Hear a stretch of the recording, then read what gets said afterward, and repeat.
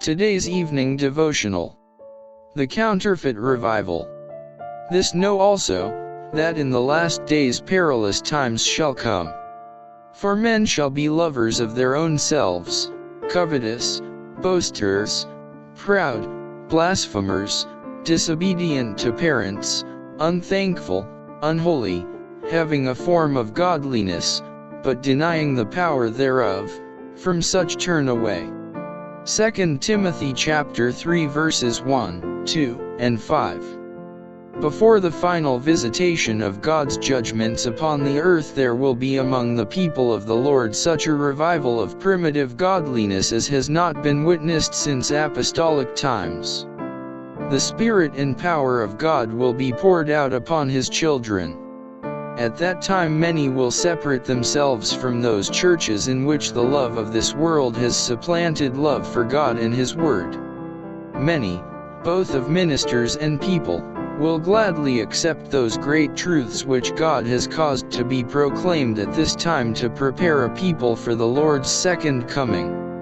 The enemy of souls desires to hinder this work, and before the time for such a movement shall come, he will endeavor to prevent it by introducing a counterfeit. In those churches which he can bring under his deceptive power, he will make it appear that God's special blessing is poured out. There will be manifest what is thought to be great religious interest. Multitudes will exult that God is working marvelously for them, when the work is that of another spirit. Under a religious guise, Satan will seek to extend his influence over the Christian world.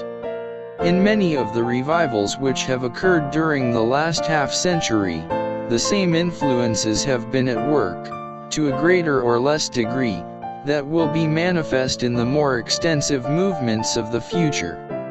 There is an emotional excitement, a mingling of the true with the false, that is well adapted to mislead.